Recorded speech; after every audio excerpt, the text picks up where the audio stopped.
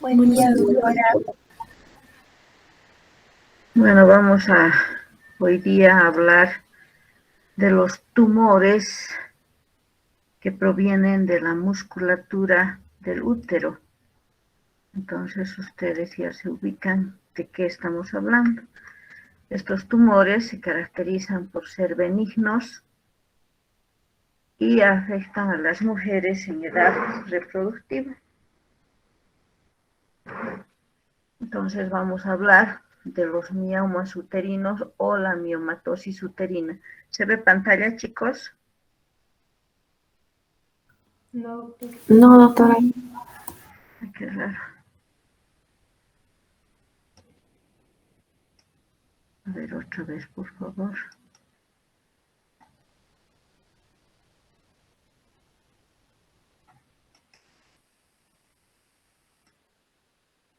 Ahora, Ahora sí, doctor. ya. Entonces les decía que vamos a hablar de los miomas uterinos, una patología muy frecuente en pacientes en edad reproductiva. Se dice que tiene una de dos mujeres, por lo menos tiene una vez en su vida estos tipos de tumores.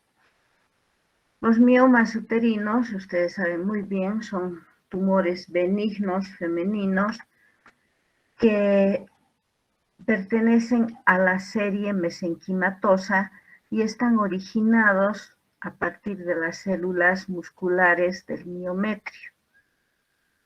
Se caracterizan porque tienen un estroma conjuntivo y están provistos de escasos vasos que les sirven justamente para nutrirse. Son hormonodependientes, es decir, que van a crecer gracias principalmente a los estrógenos. Si los estrógenos disminuyen en la edad del climaterio, entonces si la paciente tenía tumores, estos van a ir disminuyendo de tamaño. Y principalmente se van a encontrar en mujeres en edad reproductiva. Los miomas uterinos tienen diferentes nombres. El leiomioma, porque proviene del tejido muscular liso, el fibroleiomioma, porque tiene su componente conectivo. Entonces, leiomioma, fibrolioma o mioma significan lo mismo. Esta es una imagen, nos ubicamos, este es el útero y vamos a ver este tumor que está en pleno cuerpo y también vemos a nivel del cuello uterino. El mioma uterino se presenta frecuentemente, habíamos mencionado, una de 4 mujeres en edad reproductiva va a tener este tumor, principalmente en la tercera, cuarta década de la vida. Es muy raro en pacientes que tienen menos de 20 años, aunque se ha visto en una niña, es como, o sea, la historia revela que una niña de 12 años le presentó un mioma. Es más frecuente en la raza negra que en la raza blanca, tiene una proporción del 50% en relación a la blanca del 25%. Y más frecuente en mujeres nulíparas, es decir, que nunca han tenido hijos, o mujeres que sí se han embarazado, pero no han llegado a culminar ese su embarazo. Entre los factores de riesgo, entonces, tenemos pacientes que están generalmente entre los 35 a los 45 años. Nulíparas, ya habíamos dicho que pacientes que nunca han tenido partos o nunca se han embarazado, en todo caso sería nuligestas. Aquí hay un adagio muy bonito que dice, útero que no da rosas da espinas. Por esto se refiere a que si no ha tenido hijos le va a dar los miomas, ¿no? Entonces en las nuligestas se va a presentar con mayor frecuencia estos tumores. Un factor de riesgo importante es la obesidad y sobrepeso, ya que se ha visto que el tejido celular subcutáneo produce estrógeno. Entonces, estas pacientes, por tener mayor cantidad de estrógeno, también van a tener los miomas. Pacientes que han tenido su menarca muy temprana, antes de los 10 años, o su menopausia después de los 50 años, también son pacientes que pueden tener estos miomas. Se supone que en estas pacientes la producción de estrógenos es más larga que en una paciente que tiene en edades normales, ¿no? El uso prolongado de anticonceptivos orales, también se dice que pacientes que usan por más de 3 años los anticonceptivos tienen la probabilidad de desarrollar estos miomas uterinos. Entre los antecedentes familiares, si bien no es una enfermedad que se hereda, pero hay un gen dominante que predispone a que la paciente pueda tener este mioma.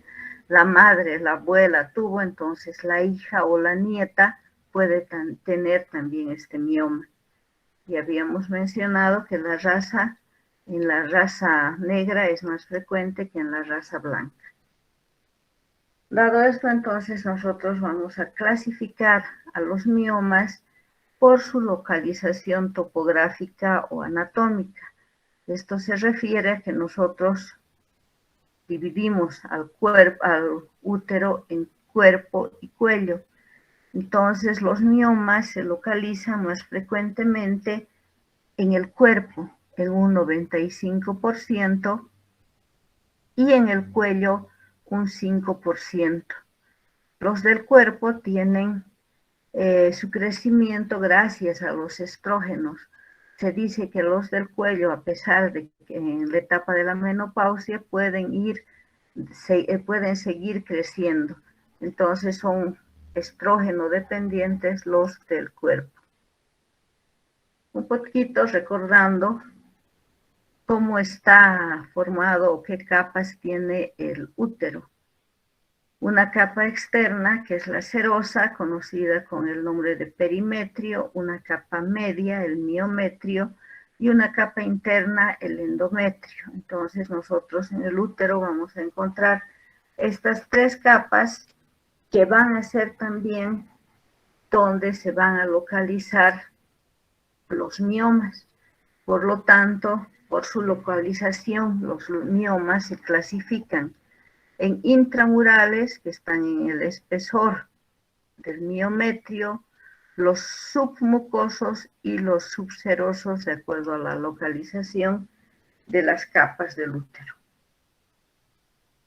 Cabe mencionar también, aquí hay otra imagen donde vemos los tumores, que una paciente puede tener uno o varios miomas, y estos miomas pueden localizarse a nivel del miometrio, de la serosa o de la mucosa, y así tenemos, estos son los tumores que están localizados en la mucosa, los submucosos, los intramurales en el espesor del miometrio y debajo de la serosa, los subserosos. Una paciente puede tener estos 3 tipos de tumores. No es raro observar entonces eso. Y de acuerdo al tamaño, los miomas se clasifican en miomas pequeños, cuyo diámetro es igual o menor a 2 centímetros. En un examen ginecológico normal, nosotros no vamos a poder identificar estos miomas. Generalmente son de localización radiológica o ecográfica. Los miomas medianos ya van de 2 centímetros a 6 centímetros. Los miomas grandes de 6 centímetros hasta 20 centímetros. Y los miomas gigantes que pueden alcanzar un diámetro mayor a 20 centímetros. O sea, ustedes pueden ver que van de pequeños hasta gigantes. Y en peso también pueden llegar a pesar incluso hasta 9, 10 kilos. Vamos a hablar de los miomas, que son los miomas corporales, es decir, los que se encuentran en un 95% en el cuerpo del útero.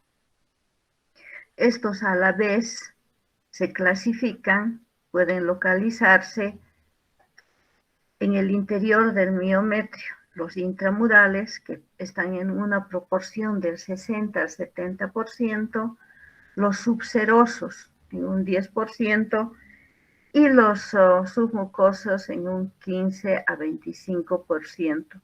Y los híbridos son los que pueden afectar la serosa o al endometrio y se encuentran en un 1%. El mioma intramural también es conocido con el nombre de mioma intersticial o intraparietal. Este mioma se desarrolla entonces en pleno miometrio, en la capa muscular del útero. Y estos miomas se asientan generalmente con más frecuencia en su cara posterior. Están rodeados de tejido muscular sano y tienen un espesor variable. Cuando son pequeños, generalmente les había mencionado, pasan desapercibidos, pero cuando ya empiezan a crecer 5 o 6 centímetros, van a ir a deformar el útero e incluso su crecimiento va a ir aumentando. Entonces aquí tenemos el útero, aquí es un útero que si ustedes tocan, analizan en su palma de la mano, ya ha crecido como 4 veces más ese útero. Entonces este es un tumor único intramural. El mioma submucoso, ya habíamos mencionado, se va a localizar debajo del endometrio. Y tiene dos tipos de crecimiento. Un centrípeto, que se va a ir a alojar justamente en medio de la cavidad endometrial, o puede ser pediculado. Es decir, gracias a las contracciones uterinas va a formar su pedículo y puede ser expulsado a través de la vagina. Es como si el tumorcito, acá tenemos un intracavitario de crecimiento centrípeto localizado en el centro, pero que de ahí no se mueve. En cambio, los pediculados tienen como una ramita que nosotros podemos verlos a través de un examen con espéculo, a través del orificio cervical externo. Entonces vamos a ver una pequeña tumoración y en este momento nosotros conocemos, cuando logramos observar a través del orificio cervical al mioma, decimos que ese es el parto del mioma, es el parto que en ese momento está queriendo ser expulsado, mioma nascens. Y los subserosos, que se dice que inicialmente han sido intramurales, es decir, han estado en el espesor del miometrio. Gracias al crecimiento, a la ayuda por las contracciones, van a sobresalir esta superficie y se van a ir a localizar a nivel de la serosa. Y pueden ser también sésiles y pediculados. Sésiles cuando la mitad de su volumen se encuentra entre el miometrio y el resto sobresale a la serosa. Y pediculados cuando tienen ese subpedículo y salen, nosotros podemos ver hacia el exterior del útero como una pequeña ramificación. Entonces aquí tenemos el útero, el crecimiento del mioma subseroso, o cuando han llegado al exterior y están justamente unidos por su pequeño pedículo. Y los cervicales, que también su frecuencia es bastante baja, habíamos mencionado entre el 4 al 5%, pueden ser del mismo modo que los corporales, intramurales, submucosos o subserosos. Generalmente se localizan también en el labio posterior del cuello y van a dar síntomas que son muy frecuentes, como son la disuria, la polaquiuria, provocan también estreñimiento por su compresión tanto al recto como a la vejiga, y generalmente son los que van a provocar la esterilidad en la mujer, ya que van a ir a taponar el orificio cervical externo. ¿Cuáles son los síntomas de los miomas? Generalmente los miomas, ya sean los intramurales, los subserosos y los submucosos, van a presentar, debido al crecimiento y a su localización, alteraciones menstruales. La paciente puede tener cuadros de hipermenorrea. Van a presentar a la palpación tumoración, útero aumentado de tamaño, y si son pediculados o si son múltiples, entonces nosotros vamos a tocar ese útero, aparte de aumentado de tamaño, irregular. Dolor, que la mujer siente como pesadez, que algo le pesa en el útero. Se puede acompañar también esa sintomatología de flujo vaginal, las molestias, como ya habíamos mencionado, disuria, polacuria, estreñimiento, etc. Pacientes que, si bien se embarazan, pueden presentar en el primer trimestre abortos frecuentes, o en el caso de miomas cervicales pueden presentar esterilidad. Y como presentan mi paciente alteraciones menstruales, generalmente el síntoma secundario es la anemia. Pero se dice que 3 son los síntomas principales, y estos son la hemorragia. En el caso del mioma intramuscular, el sangrado menstrual es abundante. Ese útero ha crecido demasiado y no tiene la fuerza suficiente para contraerse. Entonces mi paciente sangra.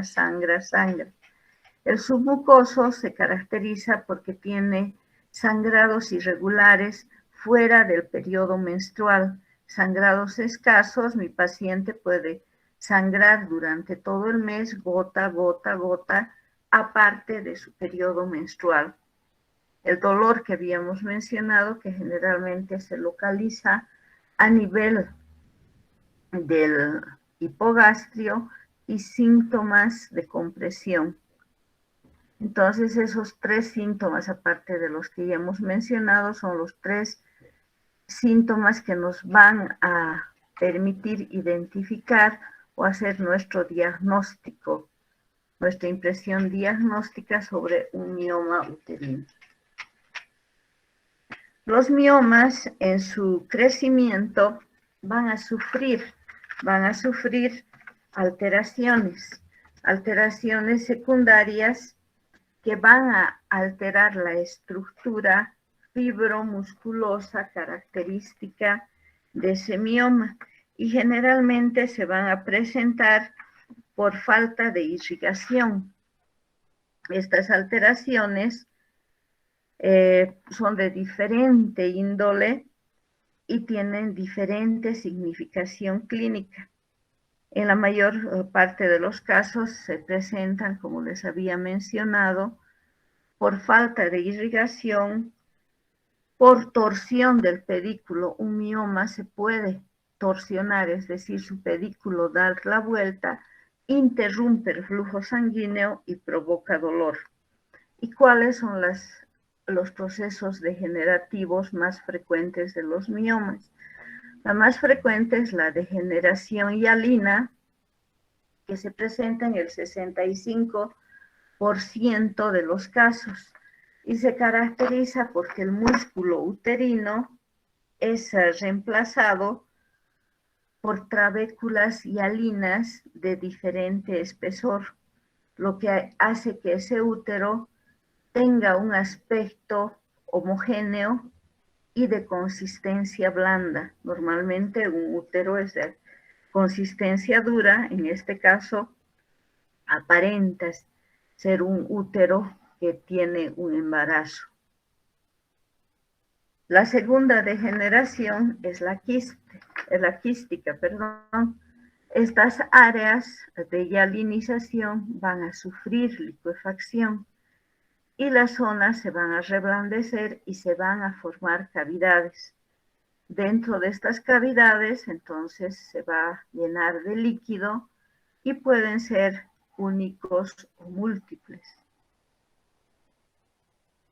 Aquí tenemos una degeneración quística por ecografía y por anatomía patológica, diferentes quistes donde se han llenado de líquido. La calcificación, que es más frecuente en las pacientes menopáusicas, generalmente se debe a falta de irrigación. Esos miomas son reemplazados por carbonato y fosfato de calcio. En un estudio ecográfico en pacientes que generalmente ya sobrepasan los 45 años, entonces nos muestran como zonas, como ustedes ven en la imagen, circulares y blancas. Nos dirán miomas calcificados que no tienen una importancia patológica. Son miomas que han degenerado, pero que no van a lograr desaparecer. Otra degeneración importante es la mixomatosa o la mucoide, en el que el proceso de licuefacción del mioma es reemplazado por sustancia mucoide. Entonces, el tumor toma un color pálido, tiene una consistencia viscosa y parecida a la gelatina. Por trastornos de la irrigación o torsión del pedículo, otra degeneración muy frecuente es la necrobiosis o la necrosis aséptica. En este caso, por la falta de irrigación, el tumor, el mioma, va a adquirir una coloración rojo oscura a negruzca. Y se ve con más frecuencia esta degeneración en los miomas que tienen su pedículo. Entonces es más fácil, incluso por el tamaño, por el peso, que este mioma se dé la vuelta y se torsione. La infección y la supuración generalmente se presenta en los miomas submucosos, es decir, que están en la cavidad endometrial, y esta infección se presenta generalmente por gérmenes, ya sean exógenos o endógenos. Pueden producirse entonces también por maniobras que realiza el ginecólogo en casos de que nosotros utilicemos instrumental no debidamente esterilizada. Los gérmenes van a atravesar el endometrio y van a hacer que éste se adelgace o se ulcere. La atrofia, que generalmente se presenta en pacientes después de la menopausia, donde el útero va a disminuir de tamaño. Justamente hemos dicho que son hormonodependientes, no tienen ese estrógeno que ayude a que siga creciendo y van a ir disminuyendo de tamaño. En este caso se va a producir alteración en la irrigación sanguínea y, como les mencionaba, ese mioma que podía haber medido 6 centímetros en la etapa reproductiva puede alcanzar a 3, 2 centímetros, etc. No desaparecen, pero sí disminuyen su tamaño. Y la degeneración grasa, que es más frecuente durante el embarazo y se presenta por una degeneración hialina avanzada. La degeneración más temible es la degeneración sarcomatosa o la o la degeneración maligna, que generalmente se va a presentar en un 0,1 al 5%. ¿Y por qué se caracteriza? ¿Cómo nos damos cuenta de que el mioma se está malignizando por su crecimiento rápido? Se presenta en pacientes que ya eran menopáusicas, que tenían un mioma y este, en vez de atrofiarse, ha ido creciendo rápidamente. Entonces, lo bueno de esta degeneración es que ustedes ven que el porcentaje es muy bajo. ¿Cómo diagnosticamos a nuestra paciente que tiene un mioma uterino? Siempre para cualquier estudio hemos mencionado que la anamnesis es importante en toda paciente ginecológica. Un examen detallado, sobre todo sobre las alteraciones del ciclo menstrual, los sangrados irregulares, la presencia de dolor a nivel del hipogastrio y la pesadez que hemos mencionado, que son signos patognomónicos de la miomatosis uterina, nos pueden llevar a una impresión diagnóstica. El examen ginecológico. Normalmente ustedes saben que el útero no se lo palpa a nivel abdominal. En cambio, si el útero ha aumentado de tamaño por la presencia de este mioma, entonces nosotros vamos a palpar un útero aumentado de tamaño que tiene una consistencia dura o blanda de acuerdo al tipo de degeneración, si ha degenerado o no, y que puede presentar contornos irregulares por la presencia de nódulos. Un examen ginecológico en el que se está realizando el tacto combinado, la mano dentro de la vagina y la otra sobre el abdomen, donde vamos a encontrar justamente ese útero aumentado de tamaño. A veces puede ser solamente el aumento de tamaño lo que nos llama la atención, sobre todo en los intramurales únicos o pediculados, donde vamos a mostrar o vamos a palpar las masas irregulares.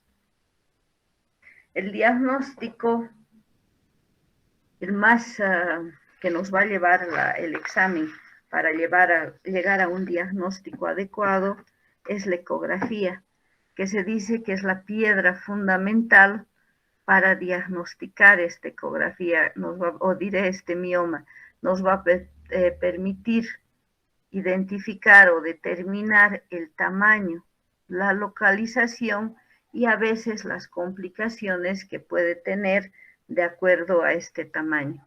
El 99% de los casos de miomatosis uterina se diagnostican entonces gracias a la ecografía. Otro estudio muy importante es la histeroscopía, que ya hemos mencionado, nos sirve también para diferentes estudios. Este histeroscopio nos permite la visión directa de la cavidad endometrial y nos sirve tanto para el diagnóstico y tratamiento de los miomas submucosos. Entonces se está viendo el mioma y se lo está extrayendo. Entonces es también otro examen complementario muy importante para el diagnóstico y el tratamiento de nuestro mioma. En casos muy excepcionales, sobre todo en los que estamos sospechando de una degeneración sarcomatosa, se puede realizar la tomografía, se puede realizar la resonancia magnética. Nunca están alejados también entonces como métodos complementarios para favorecer el diagnóstico de la miomatosis uterina. Hemos identificado, gracias a la ecografía, la presencia de miomas y cuál es el tratamiento que debemos realizar. El tratamiento generalmente vamos a basar en diferentes pilares. En el estado general de salud de la mujer, Es decir, si ese mioma no alterado, hemos visto que un efecto secundario es la anemia. Hay pacientes que sangran y necesitan transfusiones sanguíneas constantes. Entonces, en esta mi paciente no será igual que en otra paciente que no da sintomatología. También basaremos nuestro tratamiento en los deseos de embarazo o no. Hay pacientes que hemos mencionado que es más frecuente en nuligestas y sobre todo a partir de los 35 años. Paciente que ha tenido mioma y recién por cualquier causa se embaraza después de los 35 años, el tratamiento también será diferente a una paciente que ya ha tenido hijos pero que tiene miomas. Entonces, de acuerdo a eso, nosotros realizaremos nuestro tratamiento y podemos realizar un tratamiento expectante, es decir, ir observando el comportamiento de ese mioma. Generalmente este tratamiento expectante hacemos en pacientes asintomáticas o en pacientes que los síntomas no son intensos. Hay pacientes que se ha descubierto por un examen ecográfico de control la presencia de miomas que pueden ser uno menor a 2 centímetros que no requiere tratamiento, o pacientes que tienen miedo a la cirugía y saben que ese mioma va a disminuir de tamaño en la menopausia. Entonces, en este caso, nosotros hacemos un tratamiento expectante con control periódico, el examen ginecológico y la ecografía cada 6 a 12 meses.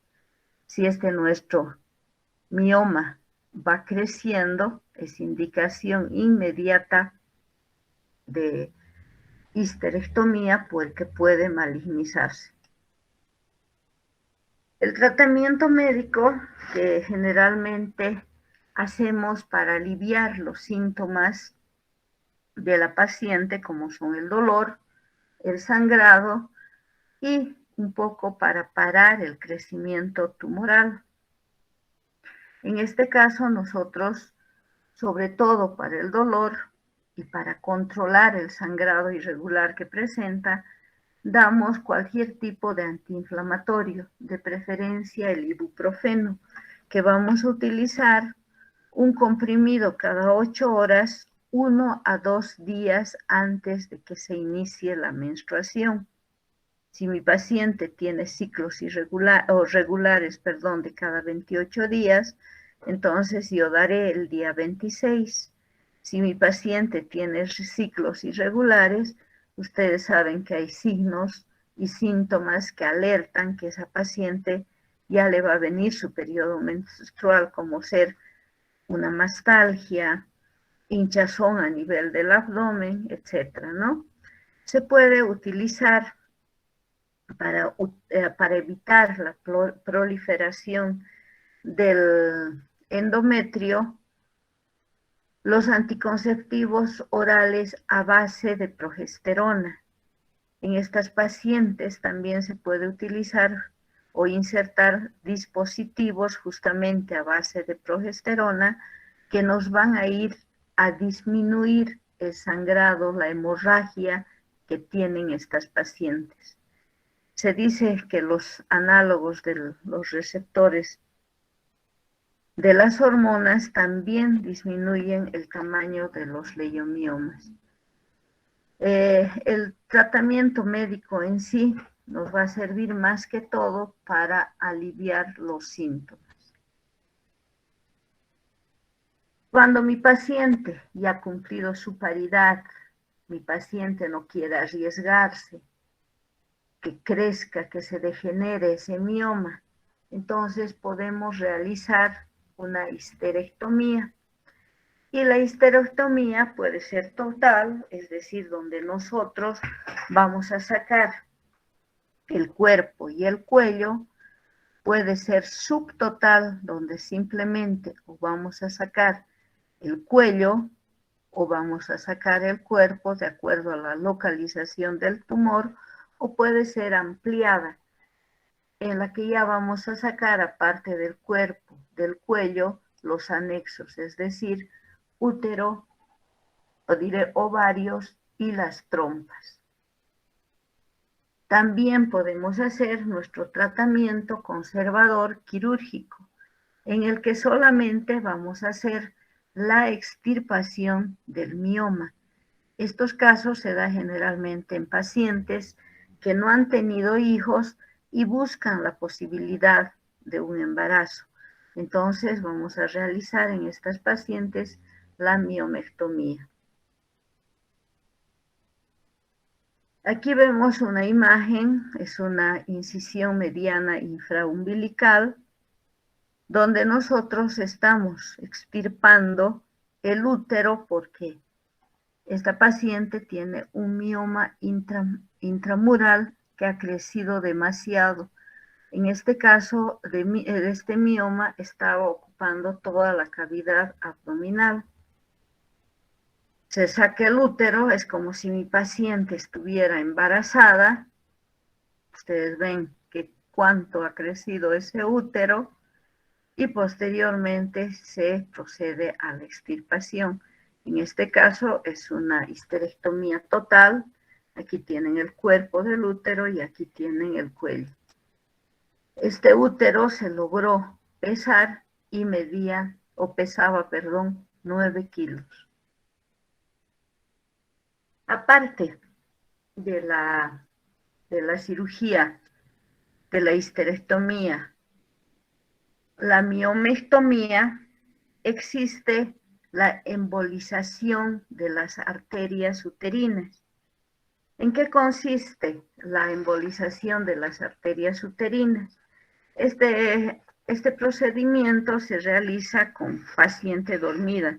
La paciente tiene que ser sometida a una anestesia general. Se realiza una pequeña incisión a nivel de la ingle y a través de esta pequeña incisión, que generalmente es de escasos milímetros, se introduce un catéter fino guiado siempre por la radiografía.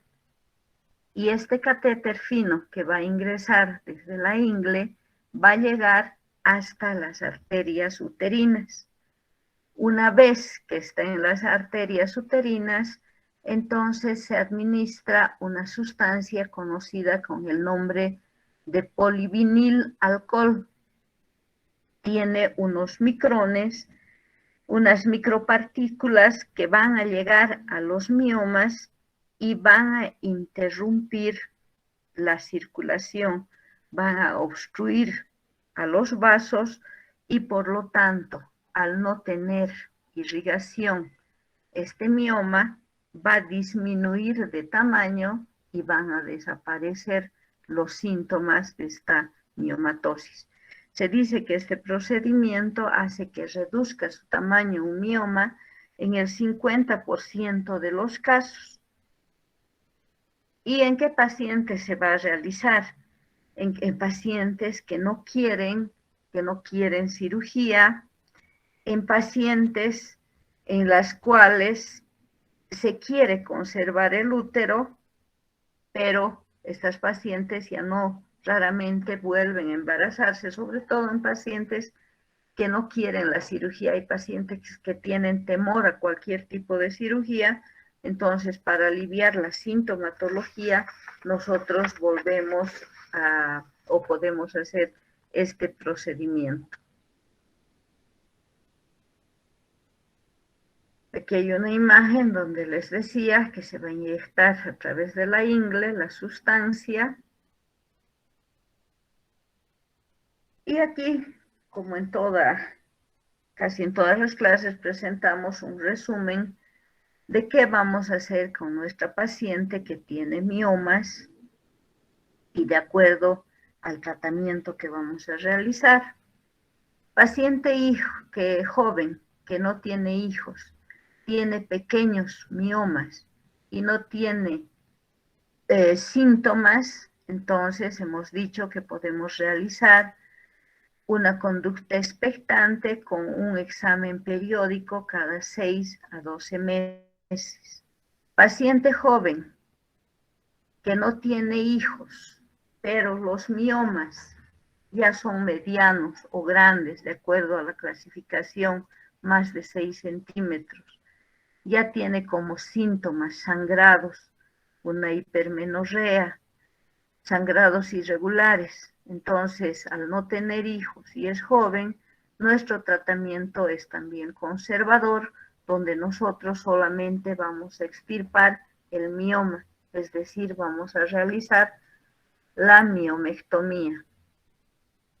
Pacientes que tienen hijos, tienen miomas, ya sean medianos o grandes, ya tienen síntomas como son hemorragias, dolor.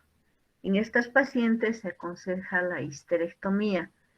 La histerectomía que se aconseja en toda paciente para evitar, sobre todo posteriormente, el cáncer de cuello uterino, se aconseja que siempre sea histerectomía total, es decir, sacar cuerpo y cuello.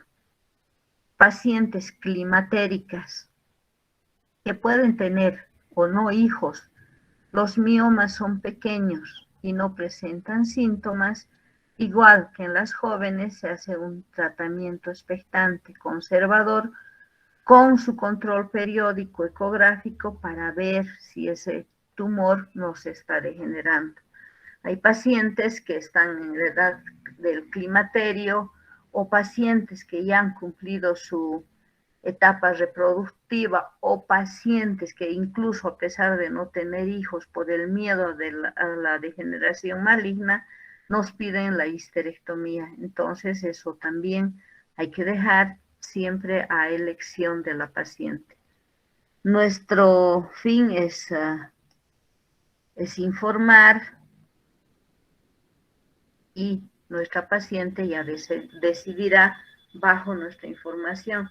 Los síntomas, o la paciente que ya tiene sintomatología siempre tiene que ser sometida a cirugía. Con esto hemos terminado los tumores benignos del útero, es decir, de la miomatosis uterina. ¿Alguna pregunta que tengan, chicos?